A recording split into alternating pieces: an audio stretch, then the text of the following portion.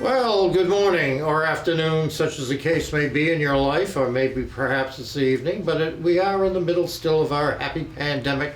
My mask is in my inside pocket. Everybody's about 52 feet away, which is a very good thing. And here we are at the Franklin Historical Museum. And we're outside one of several galleries I intend to give to the museum during the rest of my long life. And this is the room which I have had dedicated to my mother. I want to say that the whole idea for this was not mine. It was Mary Olson, and Mary Olson is the chair of the Franklin Historical Commission. I was giving a lecture. She invited me to give a lecture here, actually, or a series of lectures, which was interrupted by this little pandemic thing. But this was during the course of the first or perhaps the second lecture, and she said, "Jim, you have so many wonderful artifacts. Why don't you donate some to us at the museum?" And there was a nice little audience listening and looking at me and looking at her and looking back at me, and I said, "Why not?" She said, "Well, you can have a gallery named after you." I said, "I don't want a gallery named after me because, as all of you know, I'm an extraordinarily modest and humble man." And so I wanted the galleries named for my parents, and this is the first of several galleries. And this one is dedicated to the memory of the extraordinary woman who was indeed my mother, Clara Johnston. And she was a marvelous artist. She was a painter. She was extremely creative. She was also a very generative personality. Not only was she an excellent mother to me and to my two sisters, but she was a marvelous person who always helped out where she could in the town, driving for Meals on Wheels, working with the Warm Puppies, and the Franklin Historical Society, and so many other worthy projects, going to elementary schools, instructing young people in the ways of colonial America, even bringing them to our house to demonstrate cooking on the hearth and things of that sort. She's a marvelous person, just a marvelous person. And I know I may be a little prejudiced because she gave birth to me, and I hope most of the world will forgive her for that. But other than that, actually, she was a very nice person. So Mary Olson and my mother were certainly instrumental in the creation of this room.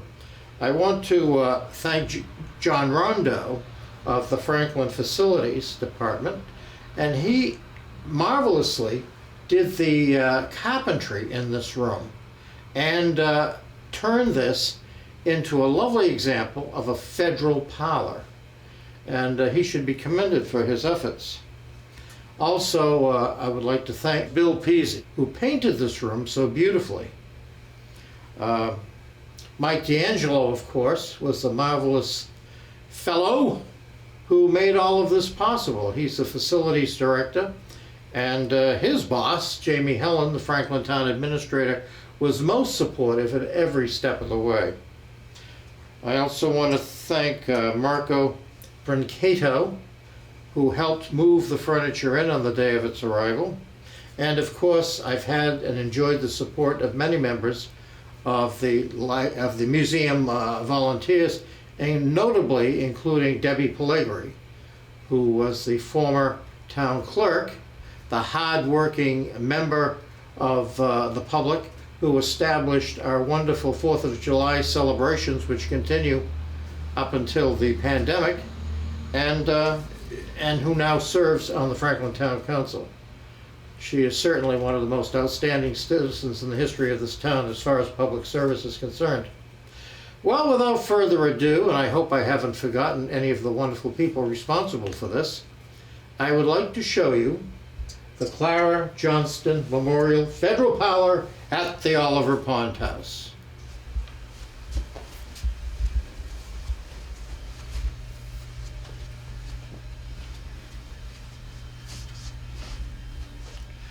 The federal period runs roughly from 1789 to about 1830.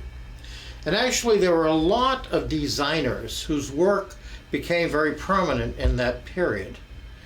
For example, in England, the brothers Adam published a book on design, which essentially was reflective of the designs of Hepplewhite, some leftover designs of Thomas Chippendale, of Sheridan, and of other great designers. In this country, we had Samuel McIntyre and many other wonderful people who were interpreting European design.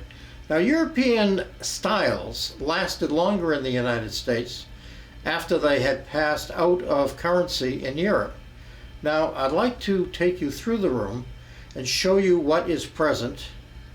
First of all, I want you to think about what a parlor was. It was the principal room in a middle class, upper middle class, a wealthy person's home in which they entertained company. Having a parlor meant that you enjoyed a certain status. To have a spare room in which nothing was done but entertainment was extremely unusual, because entertainment most of the time was done in the great room, where the cooking for the family took place, and dining for the family, or eating, I should say, for the family took place. For dining was an upper middle class and upper class affair, involving some degree of formality. Whereas most New England families were very large, people frequently ate in relays. They didn't always sit down together and partake of a meal. And the furniture was usually pushed up against the wall and taken out as it was needed and set up in the room.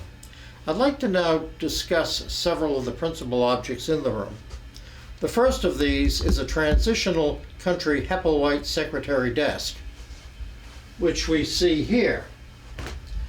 Now, the pediment is very typically Hepplewhite, as are the divided windows, which occur in the bookcase part of the piece of furniture.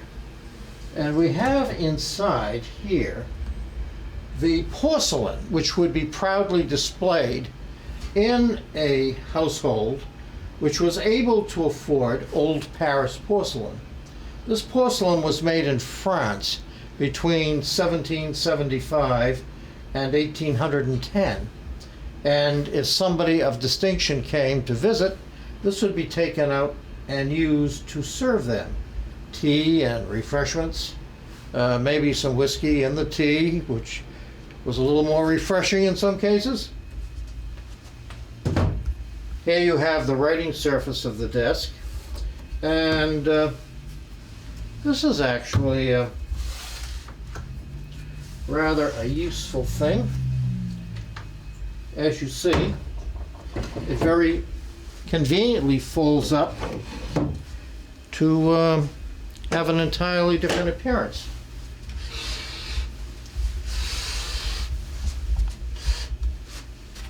And you can see how that would appear when not in use in the parlor of an early Franklin home, like the Oliver Pond House. Now, a piece of furniture like this would have been used during the second great occupancy of the house, which was that of Goldsberry and his wife Harriet Pond. Now, she came from the Fisher family, and these people were leaders of the community. As a matter of fact, her father was one of the first representatives of the town of Franklin in the Great and General Court of the Commonwealth of Massachusetts, which had been in continuous existence since 1630, when the colony of Massachusetts Bay was founded. Now, this chair is one of 6, and you might say, well, my grandmother had a chair like that, or I remember chairs like that in the dining room when I was a kid. And that is because this is such a beautiful design. It was reproduced for 2 centuries after it was current. This particular chair was made about 1815, probably in Massachusetts, and it's very high style. It has an acanthus carve. These leaves are called acanthus carving. That's an acanthus leaf in this splat across the back. The chair is an imitation of the chairs of ancient Greece. You'll see this curule leg that comes out like that, sometimes called a saber leg. And the style was first popularized in France, traveled across the Atlantic, and became very, very popular in what became the United States. Now this card table, which would be pulled out into the room, is called a mechanical card table because the top could be turned around, the mechanical part. That top would go down flat against the support provided by this box type situation here, wherein the cards would be stored, and you could play cards. And there were a lot of card parties played among people who belonged to religious groups which did not oppose that activity. There were times in our history when gambling was a very great problem. And so card tables were frowned upon as maybe the devil-inspired piece of furniture to distract people from their holy duties on Sunday while people played cards. Here we have a Pembroke type table, very, very popular in the 1820s and 30s. As you see, it has what is called a barley twist leg. Sometimes it's called a rope leg. And it was a design that was extremely popular, not only in Europe, but in the United States. This table was made about 1825, most likely in Massachusetts. On it we see some very nice embellishments, some candlesticks here, which has pseudo hallmarks there, which you would find on real silver. These are not solid silver. This is rolled silver on copper. And this was done in the Sheffield part of England.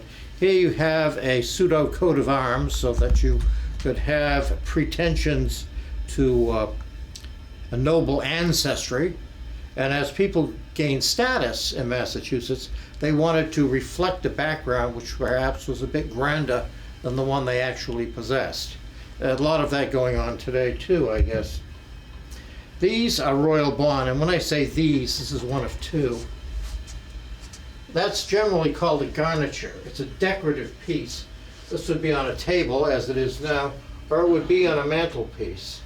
These are beautifully hand decorated and would have been popular during the Victorian era.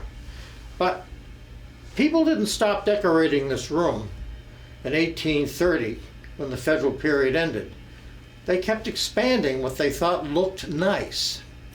The whole idea of arranging furniture in some kind of an aesthetic way was a rather new one by the 19th century. It was a 19th century concept. Usually, especially in the countryside, usually furniture was kept against the wall, and as you needed it, it was brought out into the room for use. And when you got through using it, when the company left, the sofa was put back against the wall, the table was put back against the wall, so there'd be some space to walk. This is an extraordinarily small room, and it works as a gallery. I don't know how practical it would be as a parlor or drawing room in its time period.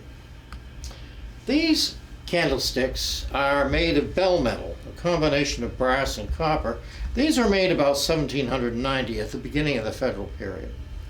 The table itself was made about 1815, and I'm going to demonstrate how it was used. It can be used in front of a fireplace as a fire screen if you wanted to block the heat from the fire from reaching you, especially in the region of your face as you were seated.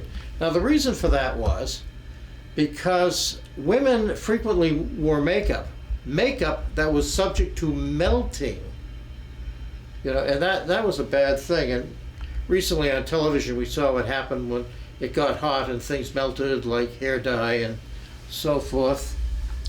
And a former mayor of New York was rather embarrassed by that. We won't mention any names.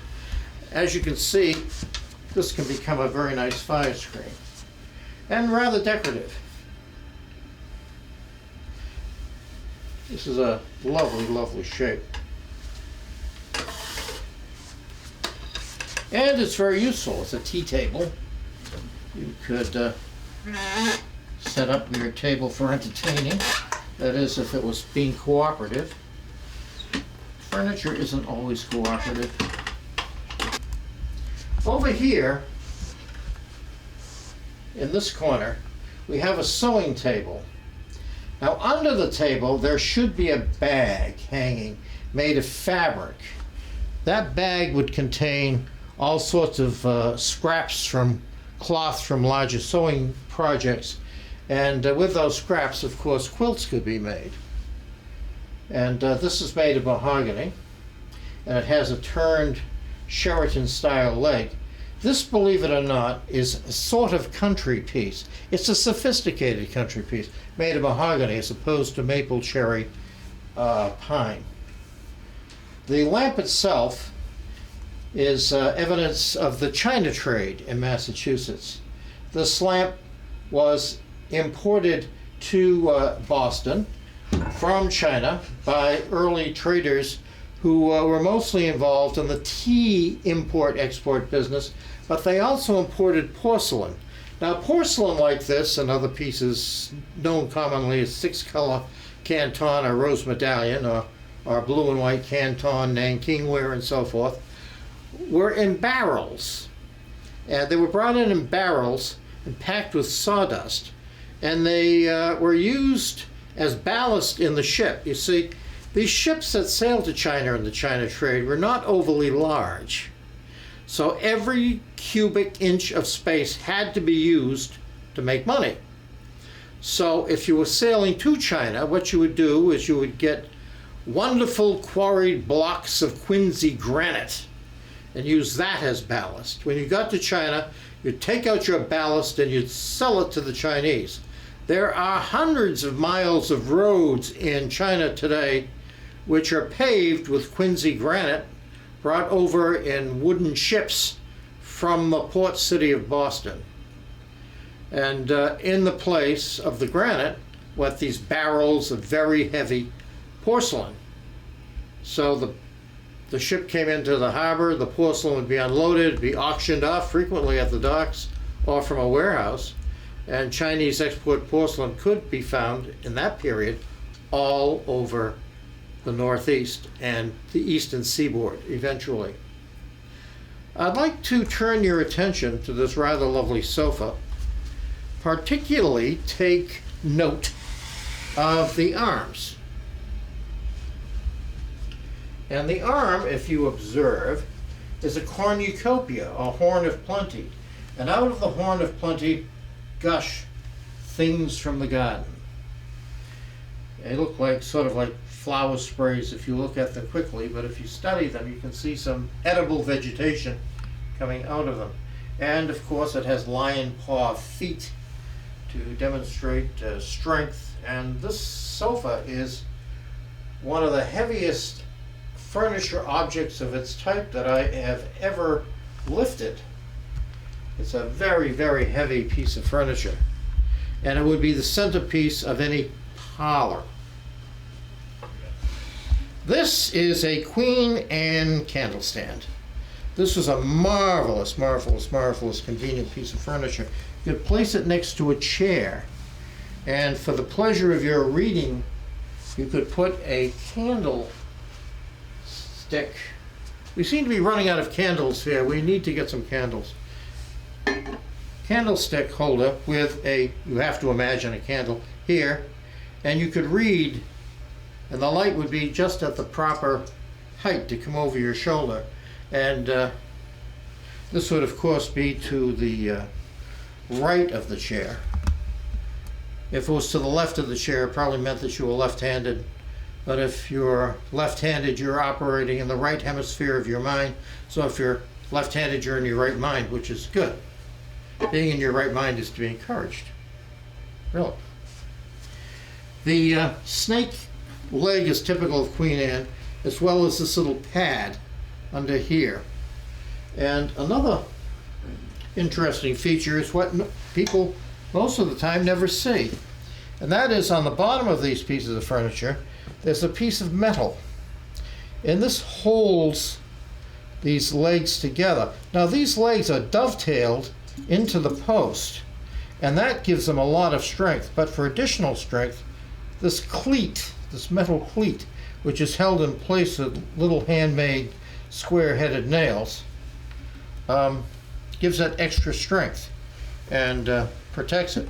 Because when just children were around and no adults were present, believe it or not, they got frisky, and these pieces of furniture sometimes got some hard usage. You know, the idea that children in the colonial period were very well behaved is a stupid idea, unsupported by any evidence. As a matter of fact, people have this delusion that children were beautifully behaved in past years. I'd like to point out to an event that happened in the town of Canton, Massachusetts in 1870.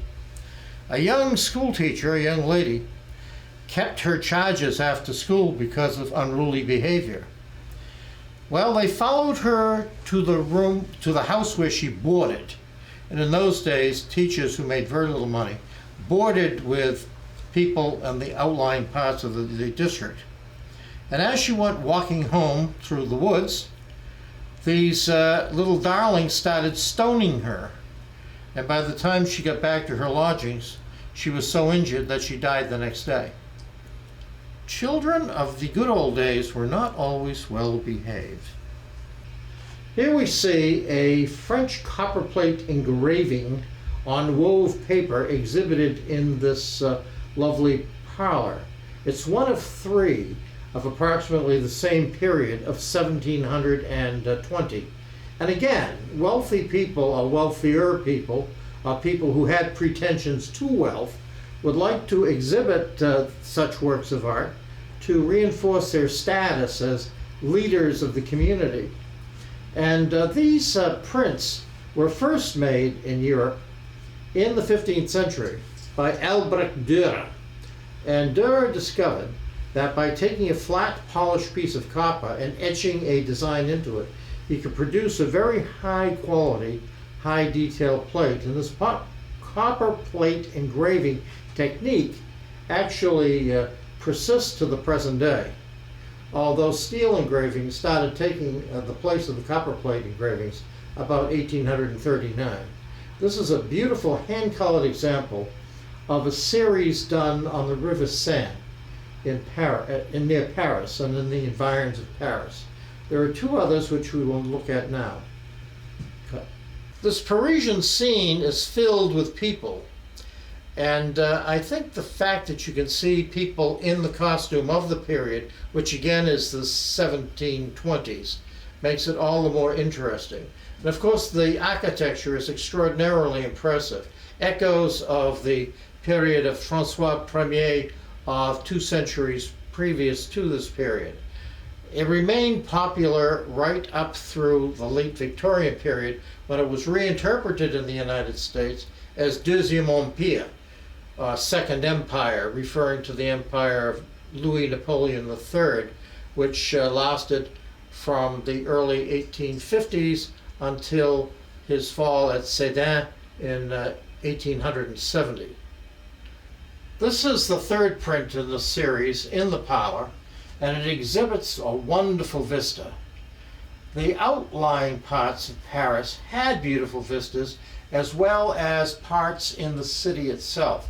It was one of the few cities in the world at that time where these vistas were planned as beautiful places for the aristocracy and royalty to relax and wander and just enjoy. Where would common people go to recreate themselves? Usually they'd go to cemeteries. Cemeteries were actually the public parks of that period, and cemeteries remained the public parks of America until the 1860s and 70s, because this is the area which was well tended and filled with monuments of remembrance. All right, this painting by Tommaso Junglaris is a picture of an Italian stonemason. This was painted for a Mr. Clark of Clark, Cutler, and McDermott for his private collection. He liked the face of this working man. It had a great deal of character. I might add that when the library was constructed in Franklin, the Ray Memorial Library, that Italian artisans were imported by the daughters of the Rays, Emily Rockwood Ray and her husband. And these people were forced to live apart in segregated areas from the rest of the townspeople. And when they had completed their marvelous work in constructing the Franklin Library, they were shipped back to Italy. This was one of those workers. And you can see that he's smoking a cigar commonly called a stogie, so named because people who drove Conestoga wagons favored them. And this probably was a Perotti stogie, which is notorious among people of my generation for its rather, shall we say, pungent smell. This mirror was made about 1790, and it features a very popular theme in the period. You'll notice these ostrich plumes that look like a fleur de lis at the top of the frame of the mirror. The essential design is Chippendale, but this is later than the heyday of the Chippendale period. And the reason that these plumes are there is that they were the emblem of the Prince of Wales, later the very fashionable George IV, who succeeded his father in 1820. This Prince of Wales had to last a long, long time before he finally came to the throne, not unlike Prince Charles has today. He's been waiting over 70 years. But George IV, as Prince of Wales, had the pleasure of seeing many, many, many pieces of furniture with his emblem of the plumes of the Prince of Wales. As Prince of Wales, he was extremely popular. As king, he was not, because he was very, very abusive to his wife, Catherine of Brunswick. Okay. The hand-painted plates on top of the desk are Derby, or Derby. People in this country say Derby. In England, they say Derby. And these Derby plates are part of a dessert surface. They were beautifully hand-painted, and they are about 200 years old. These two prints by the English engraver Rawlinson depict Dr. Syntax, who was a popular comic figure. These prints date from 1812, and again, they're beautifully hand watercolored. And as I said, they were an extremely popular decorative motif of the period, federal period. Okay. Hunting scenes were extremely popular subjects in the early 19th and mid-19th century. And this is a meeting of the corn hunt, spelled Q-U-O-R-N. And although most Americans outside of the Deep South and Virginia were not hunters, they liked scenes of their betters who had recently been on horseback or were riding to the hounds in pursuit of the fox, or as Oscar Wilde once said, the incredible in pursuit of the inedible. That's what he thought of fox hunters, and I tend to agree with him. These people are people of the corn hunt, enjoying the Milton breakfast, which was held in their honor, and at which they could enjoy a healthy repast before riding to the hounds. Lighting devices became more and more elaborate as time went by. These are candlestick holders. They're called lustres, and they would usually be on mantelpieces as well as featured on pieces of furniture. Let me remove this garniture, and you can see these very elaborate, gilded, marble-based cast brass lustres with their pendulous hangings, these marvelous, marvelous prisms, which would break down the light and cast all sorts of rainbows in places when the sun passed through them. So it all depended on where they were placed. But these were rather elegant, and these were actually to be found at the very end of the federal period and into the Victorian. I wish to express my thanks to Rebecca Finnegan, who is officially the archivist of the Franklin Historical Museum and the de facto curator. I also wish to extend my gratitude to Christopher Flynn for his marvelous production, because he is indeed the producer as well as cameraman and director of this effort, and I hope you've all enjoyed your visit to the gallery. I look forward to someday presenting you with a similar tour of the James C. Johnston Senior Memorial Great Room, Franklin Great Room, which I hope will be set up at the museum within the year. Thank you very much. This program was made possible by your Franklin friends and neighbors, good folks just like you.